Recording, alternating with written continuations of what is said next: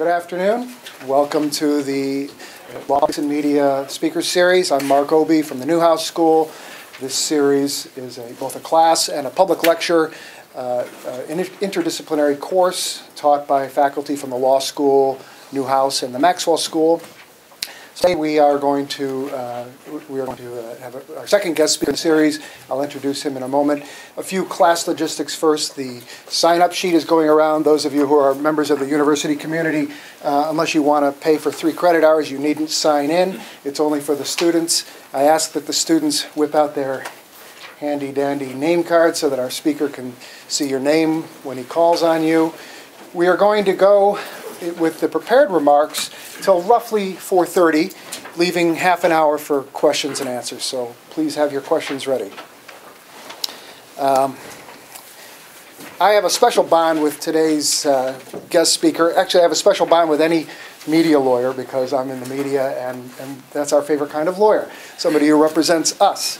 But this particular lawyer and I have some history. I was at the American Lawyer and its many affiliates, running an online service for lawyers called Counsel Connect, working with the people at Court TV, and hearing all the time about Floyd Abrams' brilliant associate, I won't say young, but brilliant associate at Cahill Gordon, Jonathan Sherman. And I heard lots of good things around the office about him. Well, my online service got into some deep trouble. It was, we had sunk $30 million of, oh, this is on tape, isn't it? $30 million worth of Time Warner's money into this online service, only to discover that our service provider was about to pull the plug imminently, within days, and destroy our whole business. So we needed a TRO, and we needed some pretty tough guys to help us with that. So I ended up in a conference room at Cahill Gordon, and I had never been to Cahill before. It's in the financial district of Manhattan. I expected the usual finery of a big firm. I walk into a room that had the worst carpeting I've ever seen in my life, reeked of cigarette smoke and Chinese food. And around midnight, I said to the famous Jonathan Sherman, who I think was in jeans, I said, "I'm really sorry that we're here at midnight on a Sunday night." He said, "What are you talking about? This is where I always am on Sunday night. This is the life of a big associate." Now he has the life of a big partner. He's a partner at the Boies Schiller and Flexner firm in the Washington office. It's based in upstate New York. But another famous, he worked for the famous Floyd Abrams, First Amendment lawyer. Now he works with the famous David Boies, trial lawyer. But Jonathan Sherman has made a name for himself in both commercial litigation and in media law. He still handles that mix of work. Throughout his career, he has defended and counseled clients involving defamation, access to government and judicial proceedings, copyright, privacy rights, government funding of speech. He represented CBS in the wardrobe malfunction. I don't know if you saw Bruce kept his shirt on yesterday, so I think you won't have any work there. There was a 5-second delay. Shirts stay on. That he's represented a number of high-profile media defendants. In particular, has made a name for himself as an advocate for cameras in the courts, and representing both Court TV, now True TV, and the Courtroom View Network, where he's doing some really interesting work right now in the federal courts, seeking access, very creatively seeking access for cameras in federal trial courts. Jonathan Sherman has bachelor's and master's degrees in history from the University of Rochester and from Yale, and a law degree from Stanford. He has taught at the intersection of antitrust, IP, and First Amendment at Fordham, and freedom of expression at Yale College. And he has developed a very provocative, original thesis today to put media law into the context that we're discussing in this course about law, politics, and media. So please welcome Jonathan Sherman.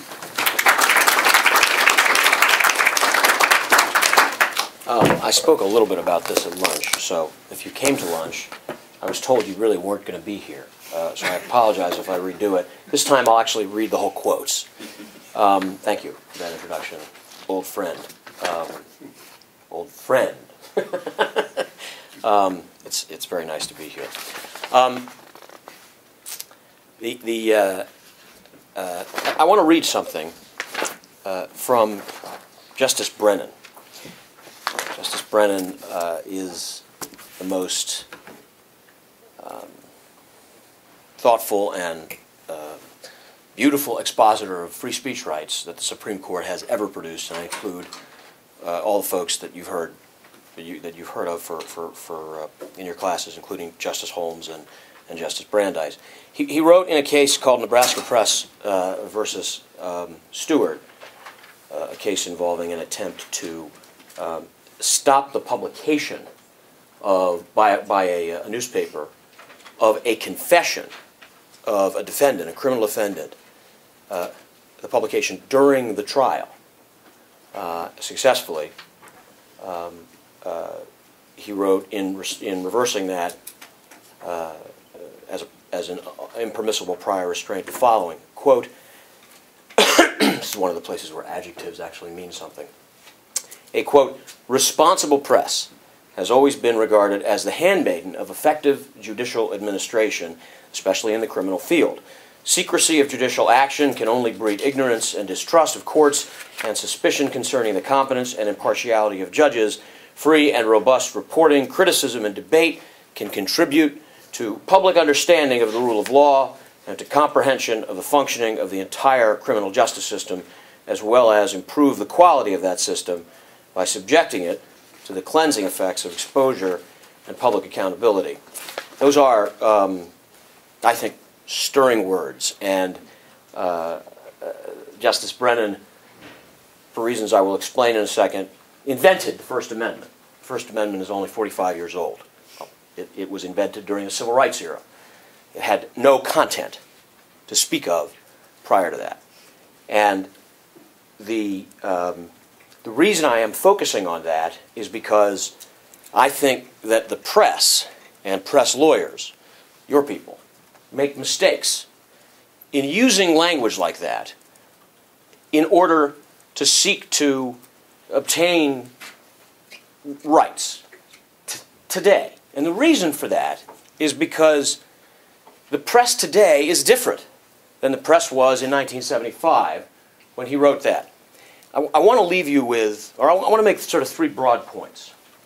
The first is that there are ordinary tensions between the courts and the press. And I'm talking today about the press in courts, not just how they argue, but how they're perceived. Sometimes it's described as the fair trial, free press conflict. Sometimes it's described as a fight between the Sixth Amendment and the First Amendment. It's really an institutional conflict. Courts really are, despite Dostoevsky's criticism, courts really are authoritarian, they are regimented, they are mysterious. They take their power from that mystery in a real sense. I understand last week the speaker spoke about, and it was last week, wasn't it? Was it last week? He spoke about the value of political elections for judges. In one sense, that demystifies courts, and what transpires in a courtroom is supposedly public property, but it's really the property of a judge, and that's what judges think, and that's why when you walk into a court, there are all sorts of formal things you have to do, and those carry over into the way your case is perceived. And of course, the media's view is exactly the opposite, whatever we think the media is, which is a question you ought to have sort of hanging in one penumbral area of your mind. The media's view generally is thought to be the opposite, that nothing is off limits, nothing is mysterious, light will end the mystery, and get the story. So one thing I want to talk about is, one point I want to make in all this is that those two tensions, that tension is there. The second point is I want you to think practically as lawyers, and if you are a journalist or if you are a public policy person, to think about advocacy on behalf of the causes that you believe in or represent. The press in court really is about more than just the press and press law. It's about the arguments it makes. It's about the way it advocates. It's about the principles it seeks to advance and about the judgments made by courts about its positions. Those are directly tied to the function of the press, to the things the press says. Think about it. What other non-governmental entity that you can think of suffers under that, in that paradigm? Think of a doctor in a malpractice suit. When a doctor goes into court and is a defendant in a malpractice suit, the case is not about the medical system. The case is not about the nature of care generally. The case is not about doctors' greed or lack of greed. Nor, by the way, is it about doctors' decency. It's about what the doctor did applied to a standard that we call negligence, for want of a better term, professional negligence. And experts come in and simply talk about whether the choices the doctor made were the right choices given whatever the standard of care was. Press is different. When the press walks into the court, they are judged by everything that the press does outside the court. When the press walks into the court, they are judged by the perception that they hold outside. And therefore, they are judged in ways that are always unconstitutional, because they must be judged by what they do. And if they are judged by what they do, they're judged by what they say. And they're punished for why they say it. One of the reasons it's been hard to get access to courts, to cameras, one of the reasons that it's been hard to get cameras in courts in the federal system is there's a perception that the world will become a place of unengaged citizens who want to watch the next mother in Texas, the trial of the next mother in Texas who drowns her children. And the same thing is true, more broadly, in other areas of the press. So the press is judged by its content.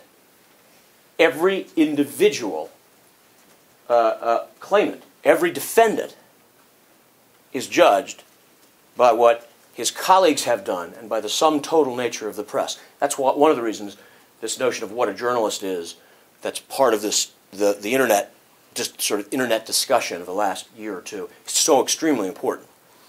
And the sort of third thing I want to say is that there's a narrative here. Something happened. I think it happened in the 1990s. I think it had to do with 3 images in the O.J. Simpson case, which we'll get to, all created, by the way, by cameras. But not limited to the O.J. Simpson case. And that changed the way the judges perceived the press. That's why what I read to you from Justice Brennan has just a little bit of an anachronistic feel, doesn't it? There's just a little bit of bromidism in what he wrote, even though what he wrote is hard to argue with. Let me tell you a story. I used to work for this great press lawyer. His name was Floyd Abrams. Actually, his name still is Floyd Abrams, and he's still practicing law. And he tells this story in his. I got the transcript this time. He tells a story in his speeches and in his memoirs about 3 days of the Condor, and it involves kind of his view about his view about press responsibilities. Do you all know what 3 Days of the Condor is? Does everybody here remember that movie that was older than any of you? It was in 1974. All right. You remember 3 Days of the Condor? Yeah, it was with Robert Redford and something. Cliff Robertson. Cliff Robertson was the and Max von Sydow, who also was in The Exorcist. Anyway, we can have a talk about that later. It was one of Sidney Pollack's greatest films, and it's about a CIA bookkeeper type, a hermit. He works a researcher in one of the New York offices of the CIA, and he comes back from lunch one day. He's Robert Redford. He comes back from lunch to find that all of his co-workers are assassinated. And he stumbles into, they're all dead in a room, and they're just, all they do is research. And he stumbles into a gigantic plot, which leads all the way up to the highest levels of the government, about systemic CIA policy to undermine authoritarian regimes, particularly in this case in the Middle East. Gives you a kind of there's a lot of paranoia into the film. Everywhere he goes, you think, he's in trouble physically, and there's an assassin who's sort of following him and others like him, this Max von Sydow, and you think that he's going to kill Robert Redford, and at the end of the film, he kills somebody else on the streets of Manhattan. And Redford said, well, why did you kill him? And Seadow says, our plans changed. And Redford is standing in front of the New York Times building in Times Square, not the new one, but the old, beautiful Gray Lady on 43rd Street. And he's approached by his friend in the CIA who's in on the plot, but for reasons that are that the assassin has sort of shown are no longer of a threat personally to Redford. And Redford, powerless, says the following. He turns to Higgins, who's played by Cliff Robertson. He says, I told him a story. You play games, the CIA. I told him a story. Higgins, you poor dumb son of a bitch. You've done more damage than you know. Turner, Redford, I hope so. Higgins, hey Turner, how do you know they'll print it? You can take a walk, but how far if they don't print it? Because he's about to expose this CIA cover-up. Turner, they'll print it. And Higgins, how do you know? The movie ends. Floyd represented Judith Miller in the Valerie Plame scandal of just last year or 2 years ago. Does everybody remember that? You all weren't born after that, right? Judith Miller appears to have been the recipient, it's actually still not entirely clear, to me anyway, appears to have been the recipient of information that constituted a federal crime. She appears to have been the recipient of information about the identity of this woman, Valerie Wilson, Valerie Plame. And she was put in jail for failing to disclose it, and eventually she got the permission from Scooter Libby that she could disclose it. And the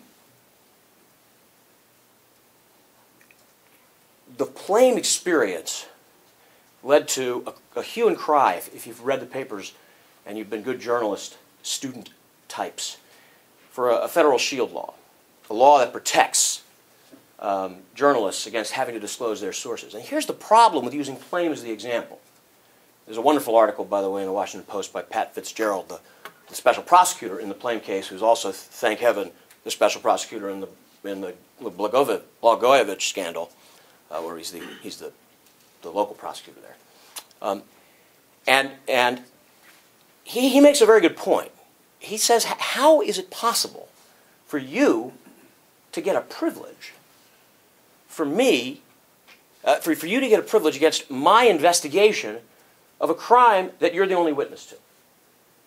You're asking me to go to some other place in order to find information so that I then, the theory behind the shield law is that you're supposed to exhaust all alternative sources before you go to the reporter, on the theory that the reporter shouldn't be seen as the witness of first resort. You want to protect the reporter's kind of incentives in investigation. And he says, you're the only person I can go to. If I go to somebody else, I'm just going to be led back to you, and I'm going to ask you the question because I don't have anybody else to go to. It's not an unsympathetic position that Fitzgerald is taking. And Miller was not a very sympathetic client to have. She was politicized. She wrote in a way about the Iraq War that people thought may have contributed to some of the misinformation about the Iraq War, if you believe that there was misinformation that led to the Iraq War.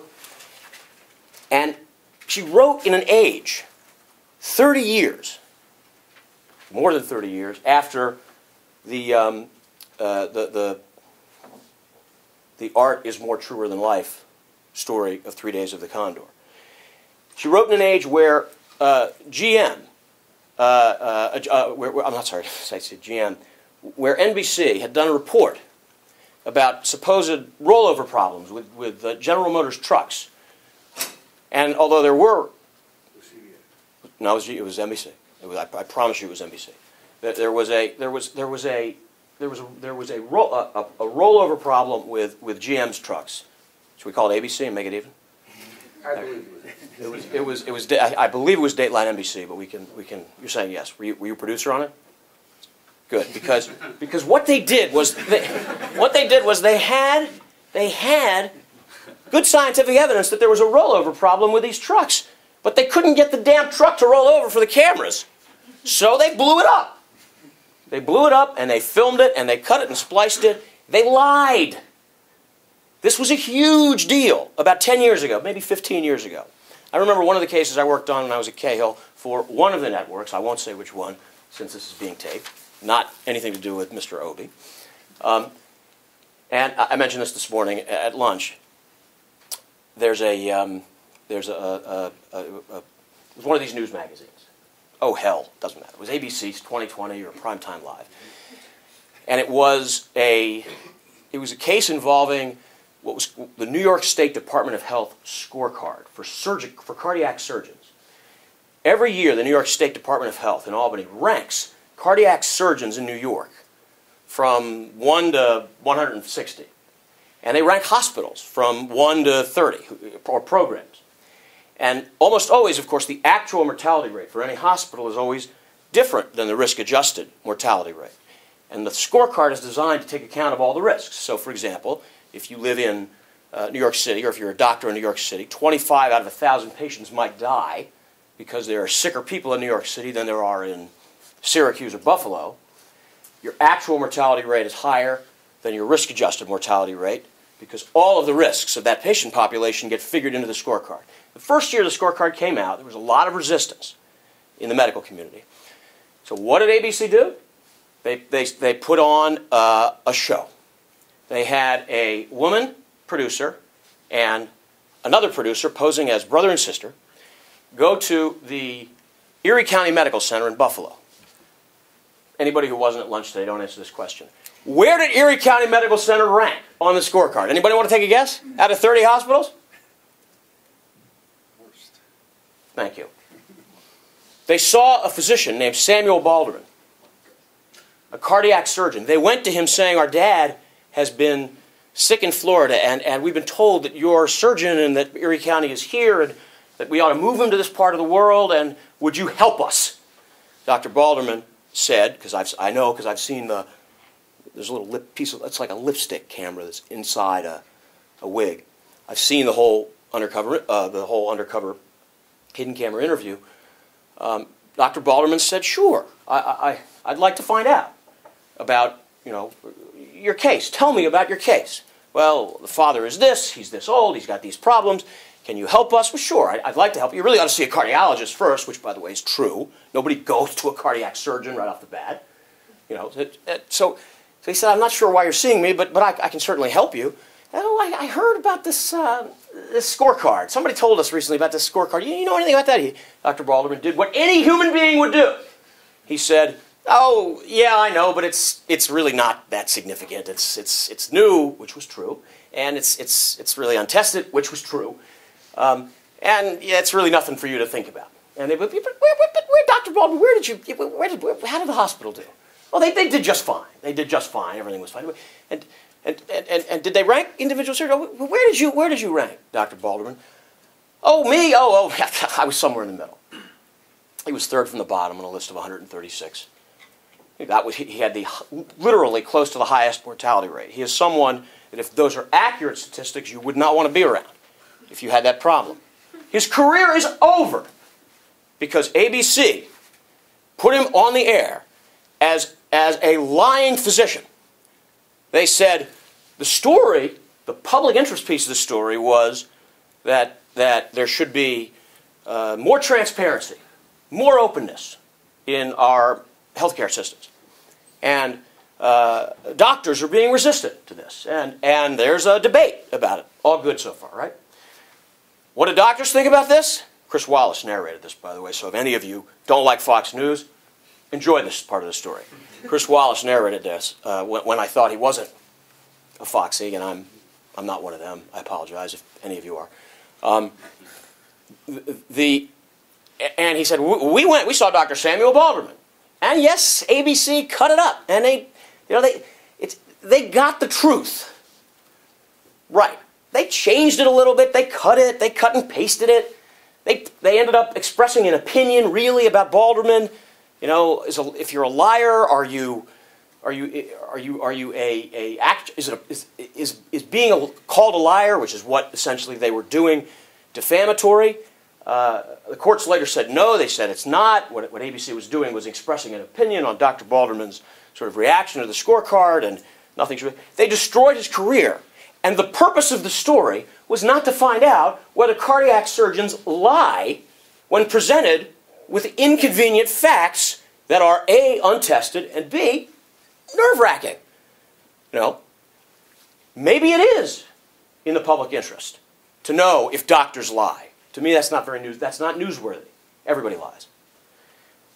They destroyed this guy's career because the media is powerful.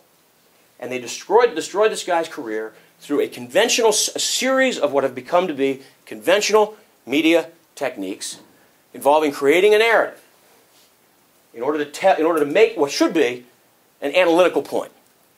Now, I have nothing against ABC. I think they should have won. I'm glad that we were able to prevail in the case. I actually had left the firm by the time they won, which may be obvious considering my views personally about it. But I felt like I had to take a shower. I just didn't feel comfortable. Now, maybe that was also because I represented Court TV in trying to get access to the O.J. Simpson trial, which also happened in the 1990s, and which some of you surely remember. We'll come back to that in a second. The reason I took you through that is the world of making arguments, of making legal arguments to judges, is all about the real world. It's all about what happens on television in the case of the press. And maybe it shouldn't be, but it is. Judges, they don't just read the papers to get political views. They watch TV, except for Justice Souter. He has a separate view about television. And in that process, they make judgments about the press.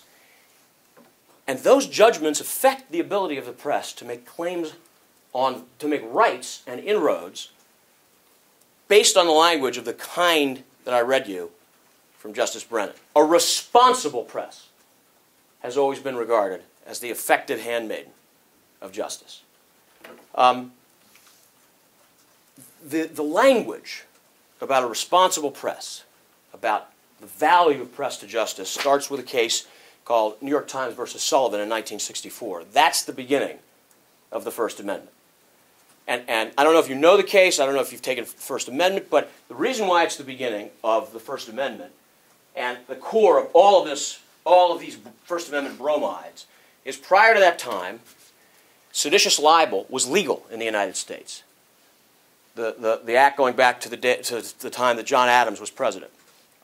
And what the New York Times versus Sullivan said in a case involving an advertisement bought by, among others, Martin Luther King, on one of those advertisements like Mobil used to buy, or still buys maybe, in the New York Times, on the op-ed page, about a police chief in Birmingham, Alabama, I think it was.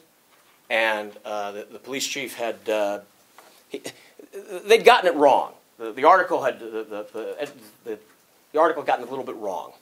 Not very wrong. He was a police chief in the South in the 1960s, for heaven's sake.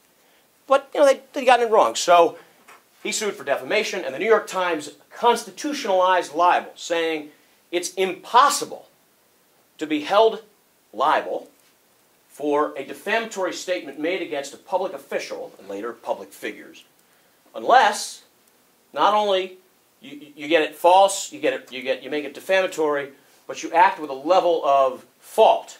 In the case of the public official, something called actual malice, a term of art which really means you didn't believe it when you wrote it. You knew it was false. And Justice Brennan wrote in some more great language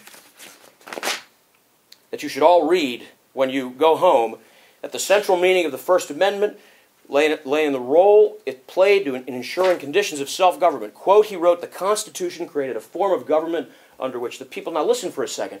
Listen to this language and think about the election of Barack Obama. Just think for a second about progress and history. Just for a second, whatever your political views. It created a form of government in which the people, not the government, possessed the absolute sovereignty. The structure of the government dispersed power in reflection of the people's distrust of concentrated power and of power itself at all levels. This necessitated an altogether different degree of freedom as to discussion about the government than had previously existed. This language becomes part of the cases that apply to access to judicial proceedings, Richmond Newspapers versus Virginia, and cases such as that. It becomes part. The trial is more. This is from Justice Brennan's concurrence in another case called Globe Newspaper about access to a criminal trial. Is there a constitutional right? The trial is more than a demonstrably just method of adjudicating disputes and protecting rights. It plays a pivotal role in the entire judicial process and, by extension, our form of government.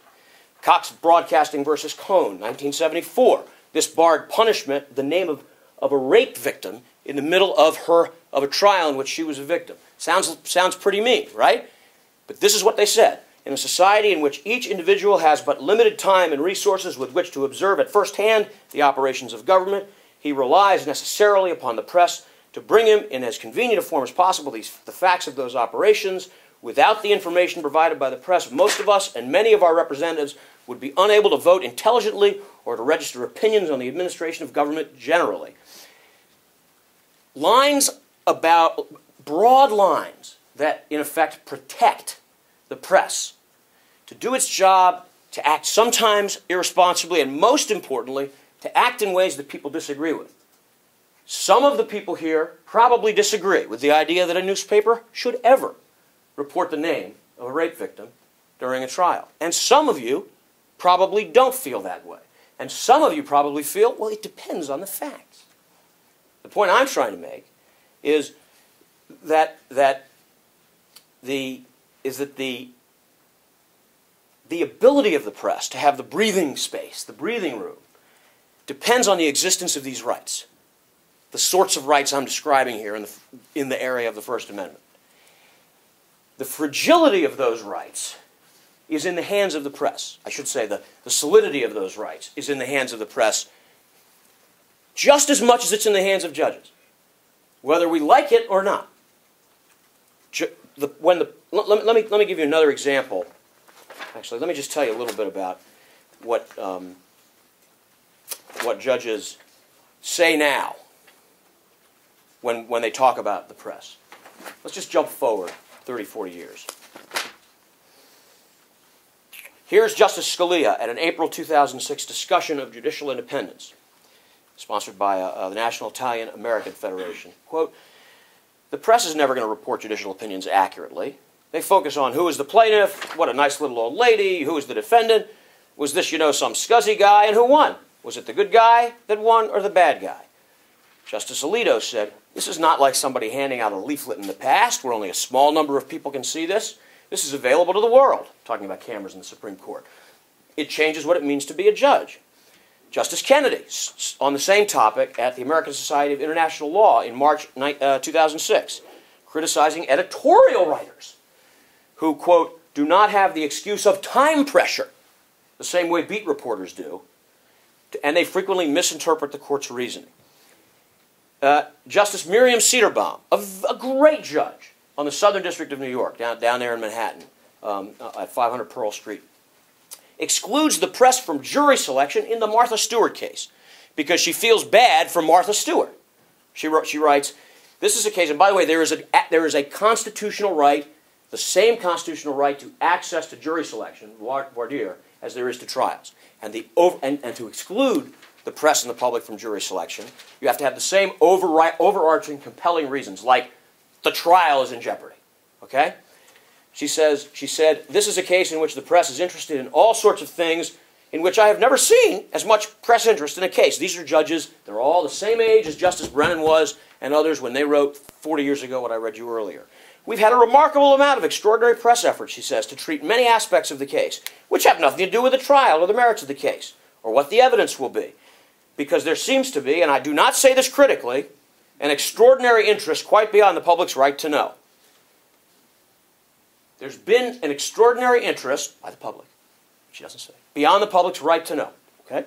This is something unique about this case because there has been so much public pronouncement of opinions that different people have been exposed to, etc., etc., etc. The jurors who are totally influenced by any of them, either for or against, they're not impartial, and that is what the purpose of voir dire is. There are other things like instructions and so on, and they generally work.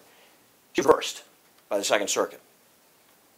And then Justice Souter said, in a very famous amount of testimony, famous testimony after the O.J. Simpson trial, Justice Souter, those of you who don't remember his confirmation, very mild-mannered justice, lives in a cabin with his mother, didn't know whether a television was round or square, someone who doesn't understand any pop culture reference, said with his usual mild demeanor to the House Appropriations Committee in 1996, after saying that the O.J. Simpson trial should be considered not an example of jury nullification, but that just we need to work on questions of how juries are impaneled, but no radical changes, said the following. I think the case is so strong against cameras that I can tell you that the day you see a camera coming into our courtroom, it is going to roll over my dead body. He's 66 or so, 67. I think in reasonably good health, and for me, I've come to admire him on other matters.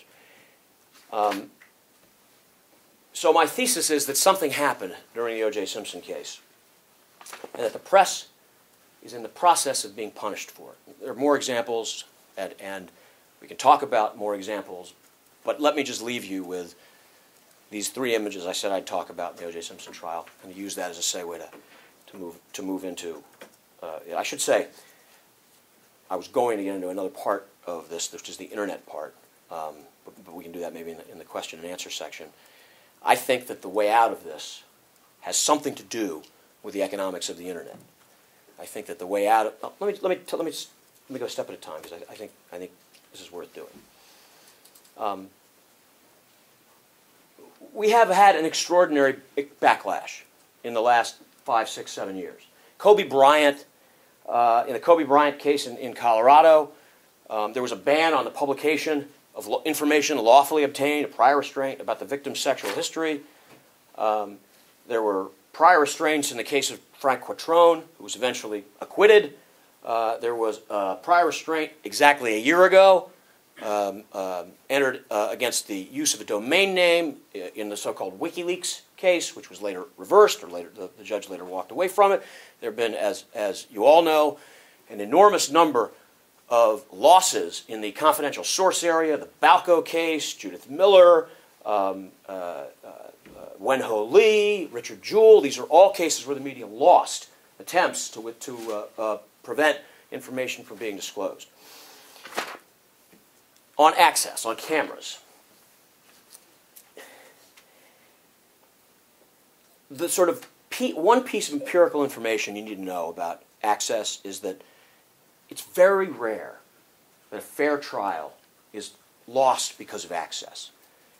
Judges have dealt with this with open proceedings generally for years, and in the cameras in the court context, New York spent 10 years studying every case where a camera was brought into a trial. There were 1,700. There was not a single reversal or vacature of a criminal conviction in that 10-year period.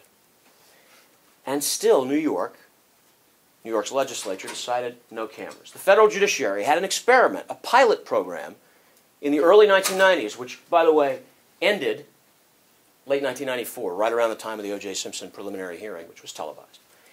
And there were literally no complaints. There were a couple of witnesses and jurors who said, I felt a little uncomfortable, but I got used to it. Judicial Conference of the United States says no cameras in federal courts at all. Let me see if some images from O.J. will give us a better sense of what we're getting at. I think there were 3 defining images of the O.J. Simpson trial. Who here was old enough to have watched the O.J. Simpson criminal trial? Thank you. What are the 3 images I am thinking of? And in fact, forget about the trial for a second. I'm talking about the entire process. What are the 3 images?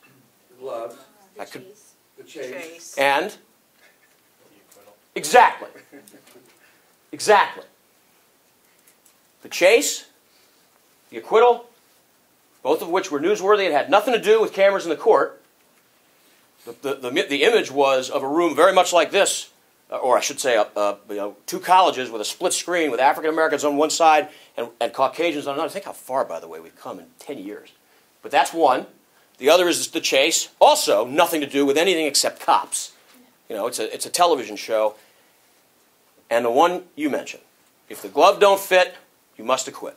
The trying on of the bloody glove, which, by the way, was something that the press reported on before the trial, and which Judge Ito said was inaccurate. Turned out it was accurate. He puts the glove on in the greatest piece of acting in American judicial history, and he is acquitted. And by the way, he wasn't acquitted by anybody in here. He was acquitted by the people in the bloody room. So he would have done the same thing. Those are three images that remind me, or let me say it this way. Those are three images that should tell you what judges are thinking when you make claims like a responsible press has always been regarded as the effective handmaiden of justice. The last thing I was going to say is about the internet. How do you get out of this, right? I mean, from an advocacy perspective, it's incredibly difficult to go to a judge and say, even in a case that you're supposed to win, don't you understand cameras cameras work, or don't you understand, Your Honor, there ought to be some balancing involved in the application of the reporter's privilege. I can't be the first person you go to, because if I'm the first person you go to, I, the journalist, I'm not going to want to do my job. My job isn't to be a professional witness. I have to be there to see the crime. Go find another witness. There are state laws that do that, no federal law, and only 33 states.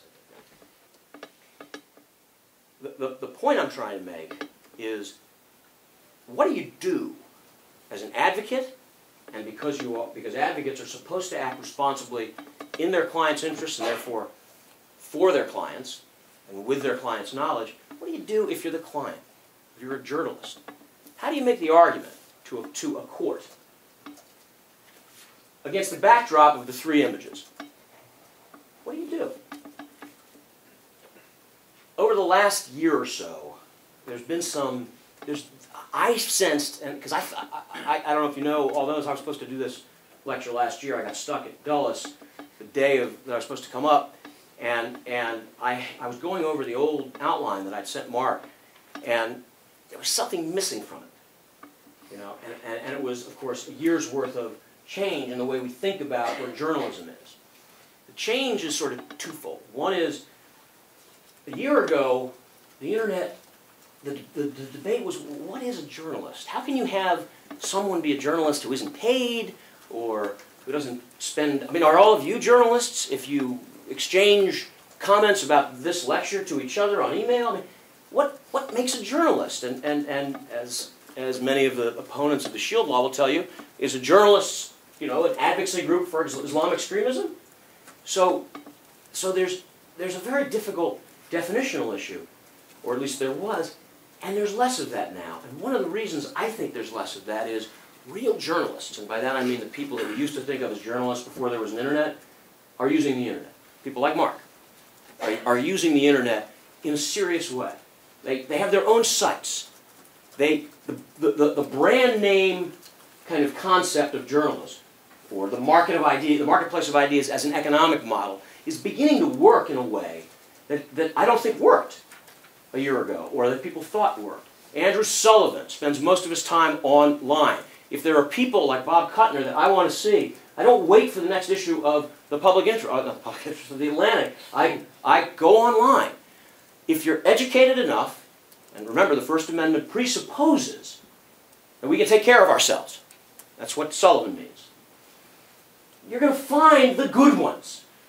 Because there was this concern a year ago that there was this feedback loop, that you're only going to seek out opinions that you believe in, that you're only going to seek out, opinions that are ill-informed, and there's going to be a general debasement of political debate. And frankly, I think that's bullshit. I think that people are smart enough to know where the right journalism is and who the right journalists are. And as that happens, the second point, the economics will begin to recognize it.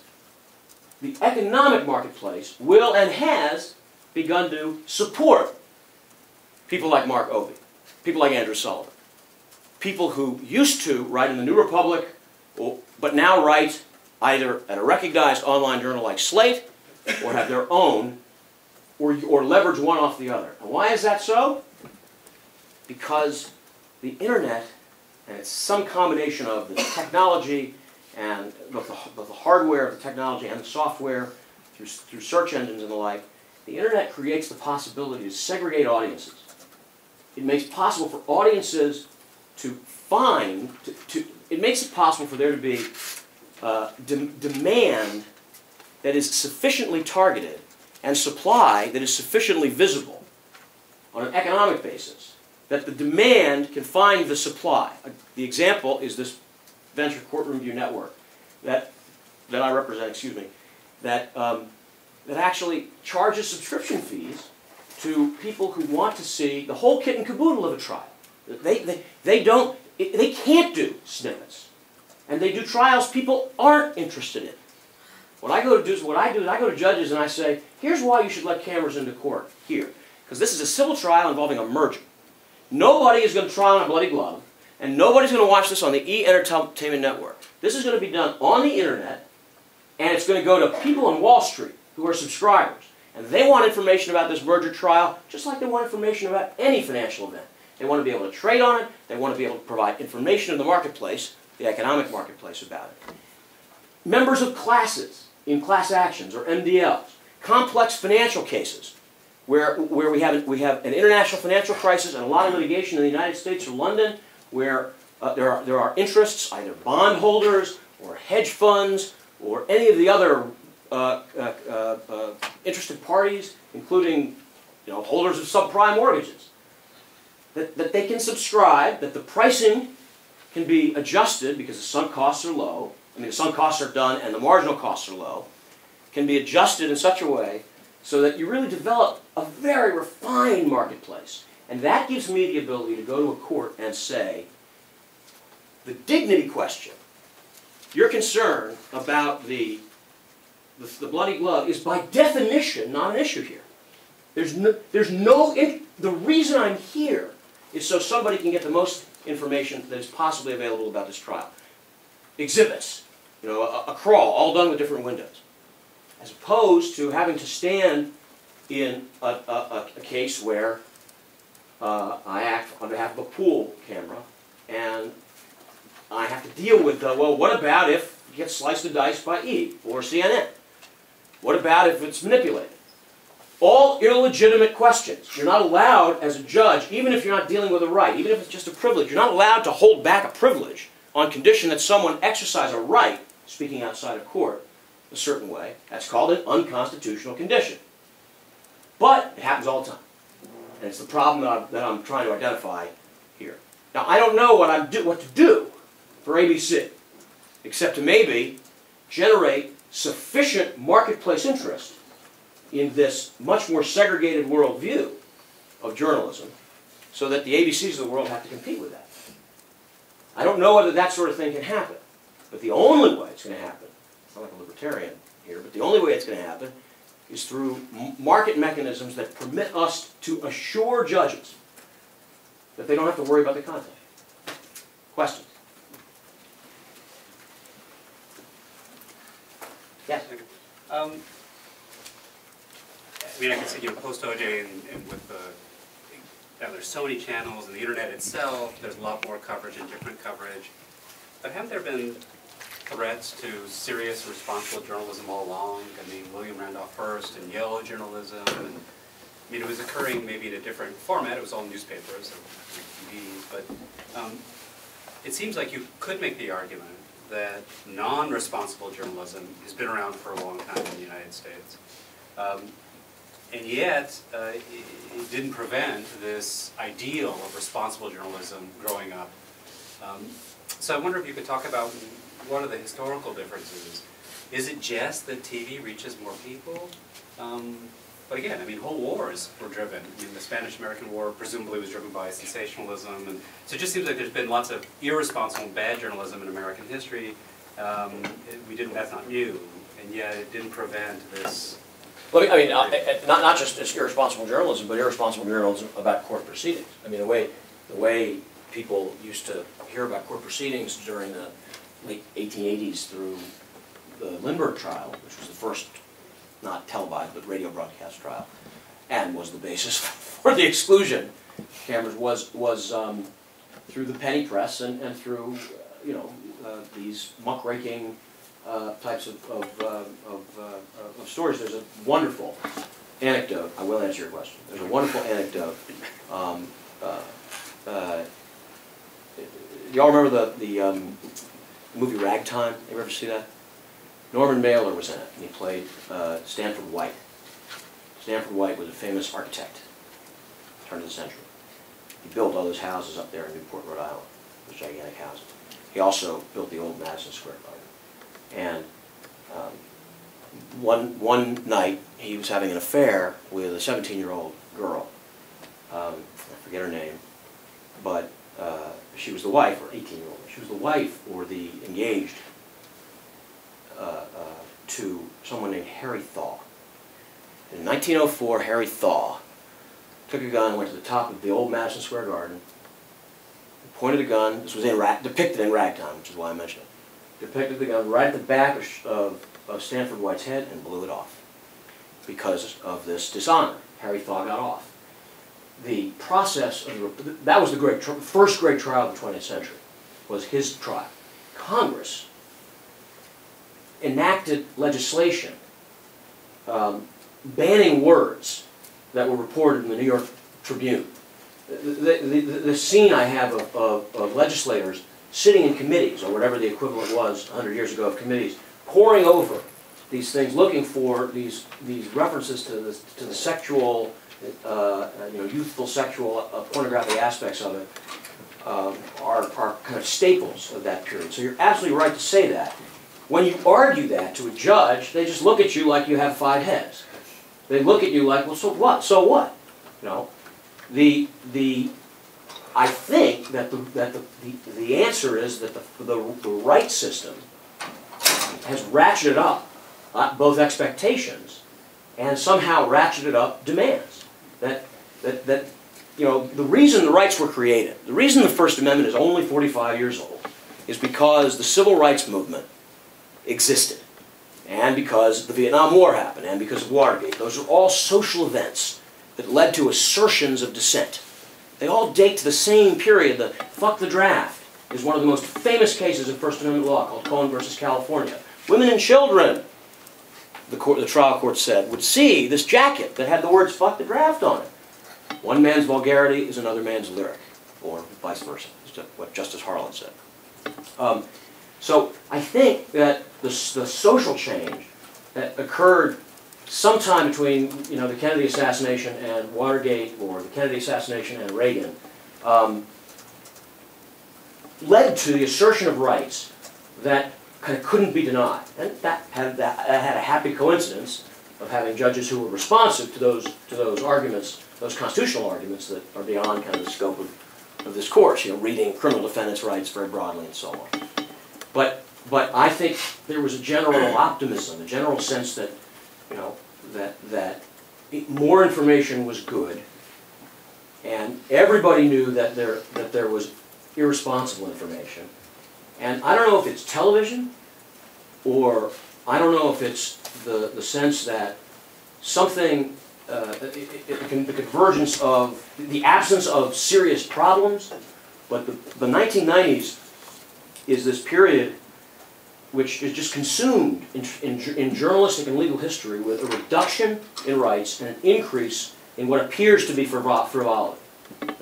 And it's that they're reacting to. And since the rights are the things that we rely on now, since the rights create expectations, you can't go back. That's the best answer I can give you without, and it's not a question I haven't thought of, it's just it's a very good question. Others? where do you get with an absolutist argument to say, Your Honor, there's no constitutional basis to consider what your impressions are of the media outside of this courtroom. No law means no law. Enforce the First Amendment. You sometimes get places with that. I mean, you get there more often with appellate judges than you do with district judges, in part because the district judges have this on the ground fear that something that they're going to do is wrong. Appellate judges have the capacity to sort of sit back and make it a little bit more, theoretical. But generally, my view, and I'm not always right on this. My view is you haven't gotten very far. I mean, Arthur Sulzberger was asked in a recent, I guess it was Esquire. I was reading Esquire on a flight last week, and it was the one with Obama and all the good things that are going to happen in the next 15 years. And they asked for his views on kind of what's the greatest challenge for the media, and he said what I thought was incredibly, 1970-ish thing to say, and he was born in 1970. That the greatest challenge to the media is getting a shield law. And to me, that just sounds stupid. That just sounds completely anachronistic. So, and ineffective. I mean, you can make those arguments, but I've tried, and I'm not the best advocate in the world, but I think I'm a pretty good advocate, and the judges just don't buy it. They just don't buy it unless it's egregious. Unless it's egregious, like it was with Judge Cederbaum. Do you think, you mentioned like E-News and things like that, don't you think this, I mean, you've been saying press and media, and I think there's a big difference. Yes. Isn't it the media, really, like people like Nancy Grace and whatever, who they're singling out? It's more the media than the press. So it's very interesting that you say that, because I didn't know where you were going to go with the media, because there's no question that the Reporters Committee on Freedom of the Press would say that she's the press, unpleasant a person though she is. I don't think she's the press. Now, why is that? Because she's a commentator. Nancy Grace screamed, like during the Duke lacrosse case, she was screaming, "They're guilty, they're guilty, they're guilty." A reporter does not scream, "They're guilty, they're guilty, they're guilty." What about Keith Olbermann? Is he a reporter? No. I don't think so. I think all Chris Matthews, blah, blah, blah, blah, blah, they're media, they're not press. And I think it's the media that's causing a lot of these problems. And I'm not saying the media's not wanted. Like, obviously we want commentators. But let me just challenge you with because it's a fair distinction to draw. I'm not sure it's an easy one at the margins, but it's a fair distinction to draw. But the examples I gave weren't about what you're calling the media. They were about the press. GM blowing up a car wasn't commentating. GM blowing up a car was the press. So was Chris Wallace, who I think you would agree is the press. Yeah. And so was Court TV, I think, when they were simply reporting on the O.J. Simpson trial. I mean, heavens, some of the most profit-driven images that I've been describing are important. I mean, the image of seeing African Americans on one side of the screen and Caucasians on the other will live with me forever. It is an astonishing moment in American history. It made me cry to watch, and yet my view is that a judge thinks of those images and lumps it together with the car chase. But isn't the judge also thinking of Nancy Grace and Keith Olbermann and all that, E-News? Okay, supposing they are, are you a journalism student or are you an advocate? Are you a lawyer? Journalism. What would you tell your lawyer to do, or any lawyer in the room who wants to? How do you make the argument to say, forget about the Nancy Graces, just worry about the David Gregory's, who, by the way, is a real showman, even though he took... Yeah. Tim Russert, by the way. Tim Russert, was he a journalist? Yeah. So how do you make the argument? That's why I'm a journalist. Not a lawyer.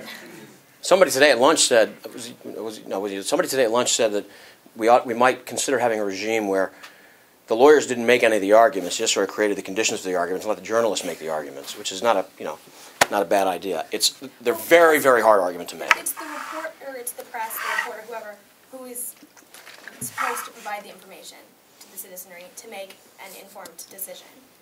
Nancy Grace isn't helping people make informed decisions.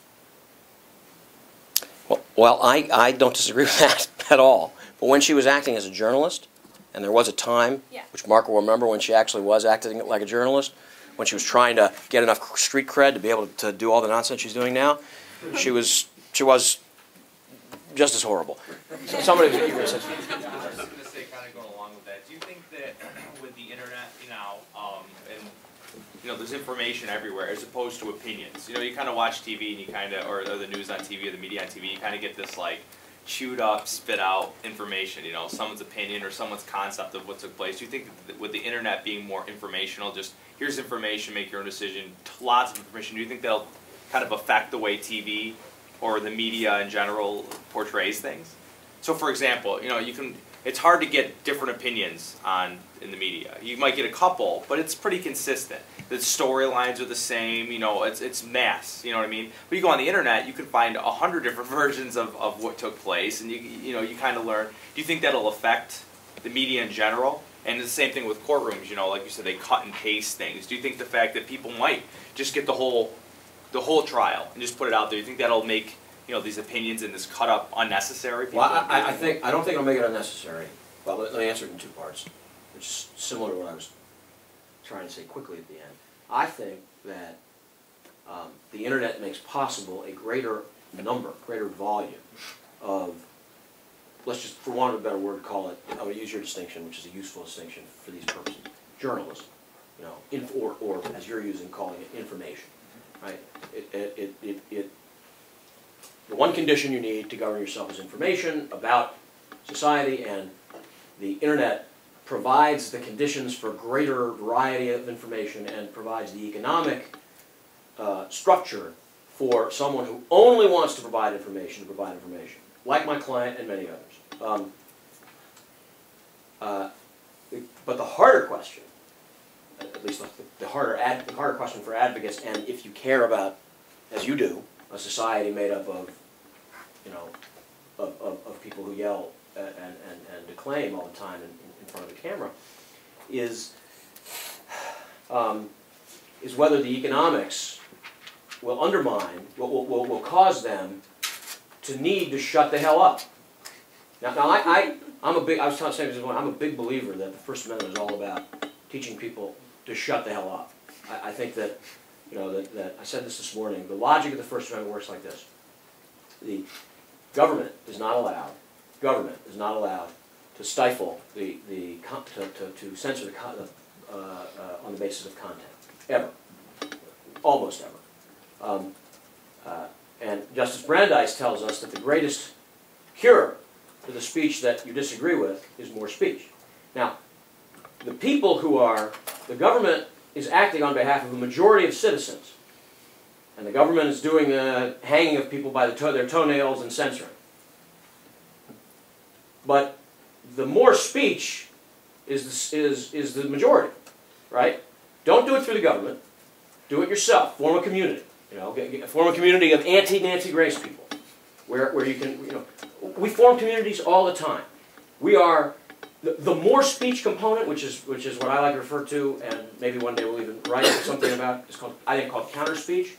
Counter speech is the speech that's supposed to come back to you when you speak.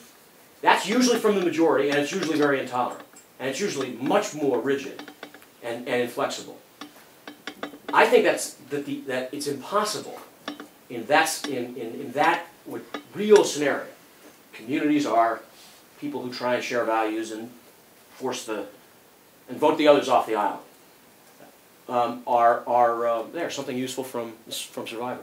I think that opinions and ideas ultimately are both extremely valuable. I think that the press and the media are both extremely valuable. I think when Bill O'Reilly screams, and I disagree with much of what he says, or when Rachel Maddow makes a snarky little comment, and I agree with a lot of what she says, I think they're equally valuable and equally unvaluable, almost like 100% valuable and unvaluable, because that's the nature of kind of building communities and human creation. And although I'm sounding a little, it's a little cliched, it's true. The First Amendment's supposed to trust us to have ourselves, for us to govern ourselves, but that's messy. That's really messy, and drawing these kinds of lines, is a very, very hard thing to do. I think there's value to things that are icky. You can use them as an example of things of how things should be or shouldn't be. It seems like you're saying, and correct me if I'm misstating, that the idea behind this, you know, having this channel on the internet is so people can get more information about the courts unfiltered. Is this correct? What you're Yes, they got to pay money, but yes. They have to pay money for it, so that there's less of media bias making it seem sensational to people. Is this kind of the thing is it's not it's I'm sorry, I want to be clear about it. It's an empirical truth. If there's a channel that exists on the internet that says, let's make it easy, we only will show mergers and acquisitions rather than involving the OJ finance. and Right. We won't, as a matter of our policy, we won't. Then the only people interested are going to be people who are almost by definition going to want to see the whole trial, because they need to see the whole trial. Otherwise, the financial judgments that they make based on the information that they get will be incomplete. So, just as a reporter who's reporting on a trial needs to be at the whole trial, or as much of the trial as possible, and can't report a trial fairly in snippets, just as Jan Crawford, an old friend of mine from my Cahill days, sits in the Supreme Court and watches these arguments instead of hearing the audio recordings, or that there's always a market, no matter how small it is, for complexity and completeness. And if you can find an audience that will buy that, then all you do is tell the judge, this is all we're going to do. And CNN is not going to come in, or E is not going to come in, because E doesn't give a flying rat's you-know-what about mergers and acquisitions trials. You can be sure of that. And if they do, turn me down. Okay, so you're not trying to suggest that this overall improves the impression, that your point is not that it improves the public impression of courts by having this channel. You're just saying the people who need the information get it unfiltered. That is the first thing I'm saying, but if you think that the judges who you're speaking to, are you a lawyer or a journalist? Neither one. Are you a policy person? If the person you're speaking to is a judge, and the judge believes, as I think most federal judges believe, that the problem with cameras is not that a fair trial will be compromised, but that they will begin to take on the sort of cultural demeanor of Nancy Grace. They'll be seen in the same sort of Nancy Grace, Cato Kalin world of, kind of glop. If you can reassure them that dignity question, the question of the dignity of the courts, will not be compromised by what you have to offer.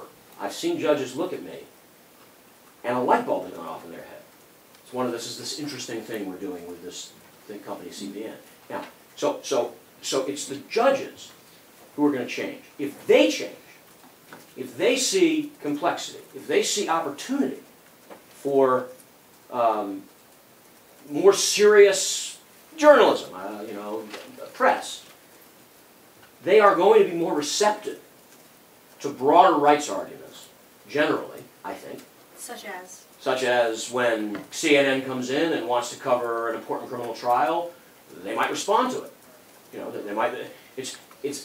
O.J. Simpson was responsible for Gore v. Bush having audio. The Supreme Court let audio tapes out for the first time in Gore v. Bush. First time they'd ever done it. And one of the reasons was because you could legitimately say, even though they were going to be snippet and cut up and everything, it was an important case and there were important issues at stake.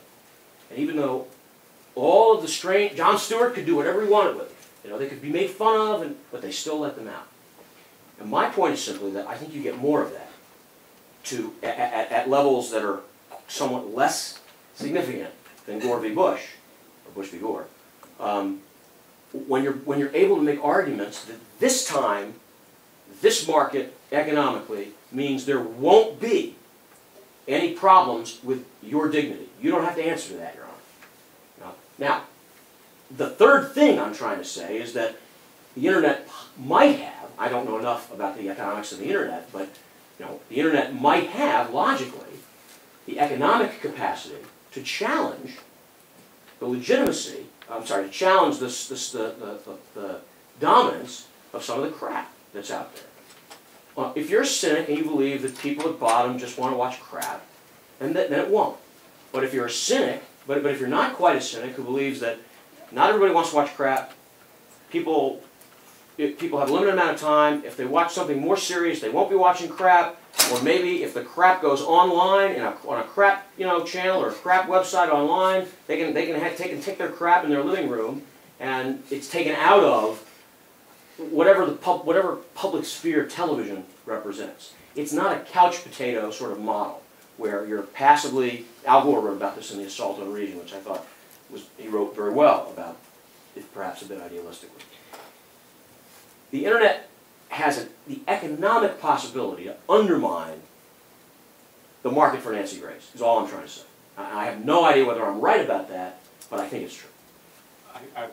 Speaking of crap, we have a gift for you. Oh, crap! Yes, crap. And I rise because we actually have a reception at 5 o'clock where we can continue this discussion with our provocative speaker, Jonathan Sherman.